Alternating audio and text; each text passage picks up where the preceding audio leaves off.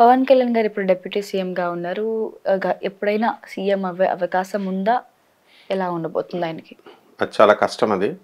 ఎందుకనంటే ఈ ఇప్పుడున్నటువంటి చంద్రబాబు నాయుడు గారు హయాం నడవాలా. ఆ తర్వాత లోకేష్ గారు ఉంటారు. తెలుగుదేశం క్యాడరే పార్టీ ఉంటుంది. తెలుగుదేశం అనేటటువంటిది ఒక కుటుంబ పార్టీ కాదు. ఎందుకంటే అన్నా డిఎంకేని చూసాం, మనం డిఎంకేని చూసాం. సో వంశపారంపర్య పాలనకి ఎవరు ఇవ్వరు. సో ఆల్ ద సీనియర్ నేతలు ఉంటారు, సీనియర్ లీడర్స్ ఉంటారు.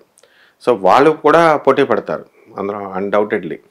అలాగే అప్పుడు ఉండేటటువంటి ఫ్యాక్టర్స్ని బట్టి కొత్త కొత్త పార్టీలు వస్తాయి.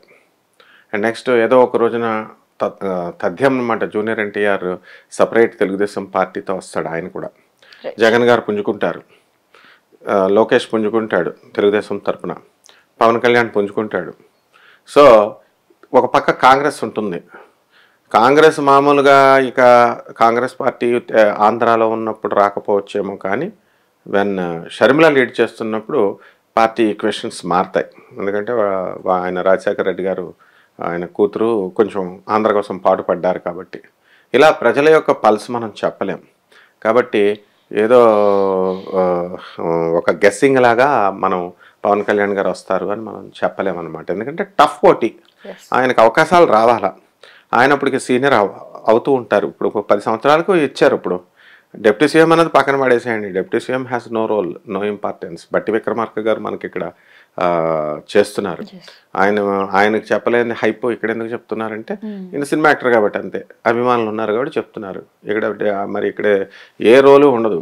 మామూలు మినిస్టర్స్, అసలు చీఫ్ మినిస్టర్కే రోల్ ఉండదు, అంత సీన్ ఉండదు. మినిస్టర్స్కి హెడ్, టీమ్ లీడర్ అంతే.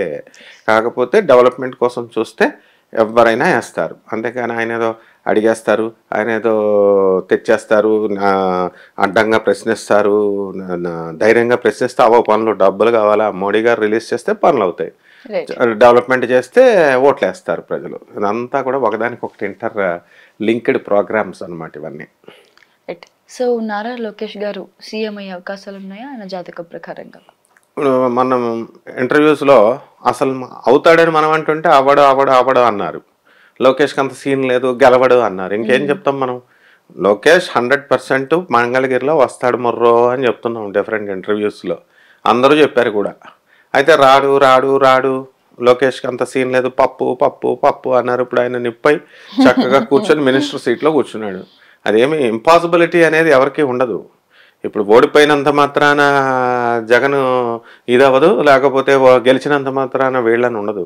ప్రతి మనిషికి కూడా స్ట్రాటజీ మార్చుకుంటూ గెలుస్తూ, బాగా చదివితే మార్కులు ఎక్కువ వస్తాయి, బాగా చదవకపోతే బాగా చదివే మెరిట్ స్టూడెంట్ కూడా వెనక్కి ర్యాంక్కి వెళ్ళిపోతాడు. ఇదంతే, అలాంటిదే అనమాట. సో లోకేష్ గారు కూడా అవకాశాలు ఉంటాయి, ఎందుకంటే పవన్ కళ్యాణ్ గారు కూడా ఉంటాయి, ప్రతి ఒక్కరికి ఉంటాయి అవకాశం. How tactfully we play, how strategically we play అన్న దాని మీద ఆధారపడి ఉంటుంది అనమాట. అంతేగాని ప్రజలను అందరినీ కన్విన్స్ చేయడం ఇంపాసిబుల్. ఇప్పుడు మ్యాక్సిమం 90% ప్రజల్ని కన్విన్స్ చేయగలిగారంటే అది జగన్ యొక్క స్ట్రాటజీలో రాంగ్ ఉంది అన్నది అర్థమైపోతుంది. ఆయన ఒక స్ట్రాటజీ పెట్టుకున్నాడు, ప్రజలకు డబ్బులు ఇస్తే గెలుస్తామని. అది కుదరలేదు, జనంకి ఇష్టం లేదు. అది తెలుస్తుంది వీళ్ళ స్ట్రాటజీ ప్రకారం వీళ్ళు చేసినప్పుడు అట్లా. రైట్. సో ప్రభాస్ గారికి గత కొన్ని సినిమాల నుంచి ఫ్లాప్స్ రావడం జరుగుతుంది, బట్ కల్కితో మంచి హిట్ కొట్టారు. సో ఈ గుడ్ డేస్ అనికి ఇంకా ఎన్ని రోజులు ఉండబోతుంది? ఫుల్ ఉంటుంది ఆయనకి. కృష్ణరాజు గారికి లేదా? కృష్ణరాజు గారు చిన్న పాత్ర నుంచి వచ్చాడు.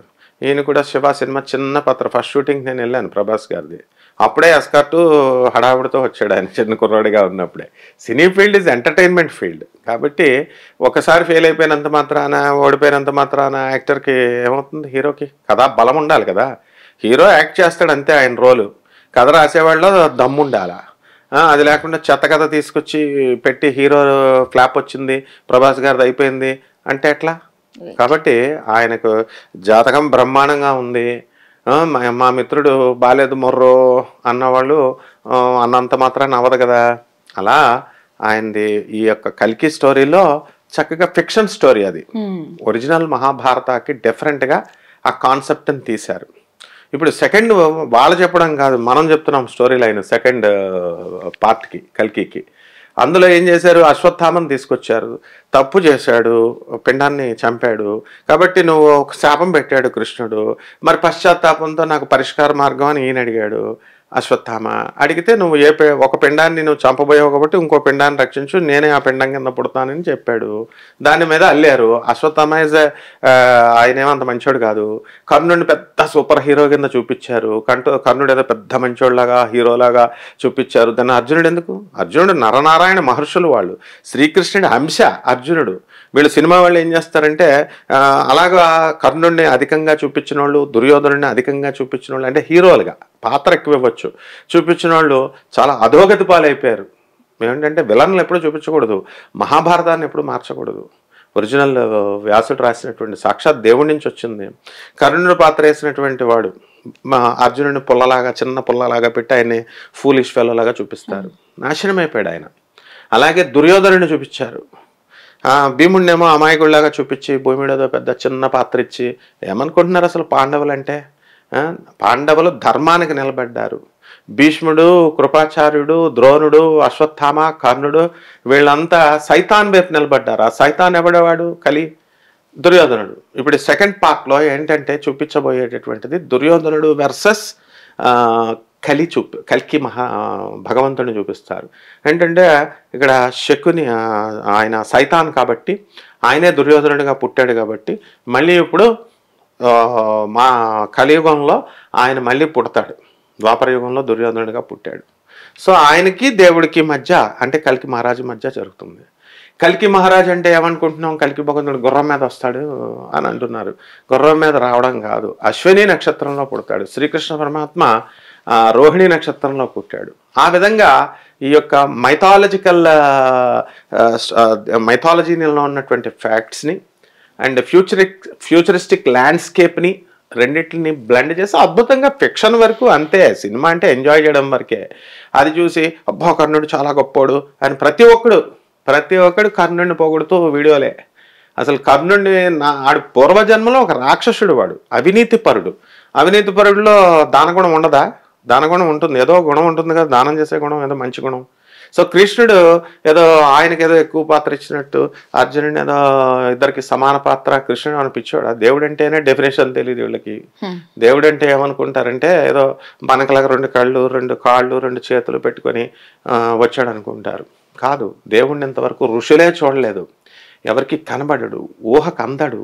సో అటువంటి దేవుడు కలిపురుషుడు వాడేదో పెద్ద విలన్ లాగా సైతాన్ వచ్చి, బైబిల్లో కూడా సైతాన్ వచ్చి, లోసఫర్లు వచ్చి Jesus, they can't go and touch the Jesus. That is the power of Jesus, that is the power of lord Krishna.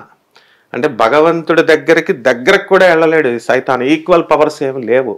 Equal powers ఉంటాయని పురాణాల్లో రాసేయడాలు ఇవంతా నాన్ సెన్స్ ఇంటర్ప్రిటేషన్ అనమాట. అందుకే గోగినాన్ బాబు గారు లాంటి మా హేతువాదులు వీళ్ళంతా చక్కగా చెప్తారు వాళ్ళు. కాకపోతే గాడ్ సెంటర్డ్ ఫిలాసఫీ చెప్పకుండా హేతువాదులు చెప్పడం వల్ల అది ప్రజలకు ఎక్కట్ల.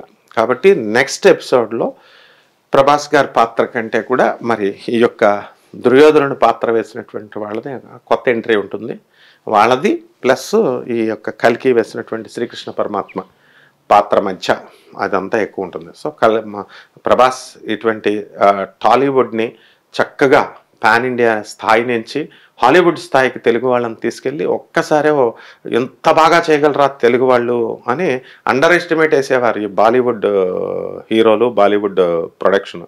తెలుగు వాళ్ళ సత్తా ఏంటో చూపించి ప్రభాస్ తర్వాత మన అమితాబ్ బచ్చన్, తర్వాత మన కమల్ హాసన్, వీళ్ళంతా కూడా దీపికా పడుకునే మహోగ్ర నటనకి గరిష్ట స్థాయి తీసుకొచ్చారు. వీళ్ళు ఒకళ్ళే తెచ్చారా, కెమెరామ్యాన్లు, టెక్నికల్ యూనిట్, ప్రొడక్షన్ యూనిట్ అంత అందంగా తీర్చిదిద్దారు. సో ప్రభాస్ గారికి బ్రహ్మాండంగా ఉంటుంది భవిష్యత్తు.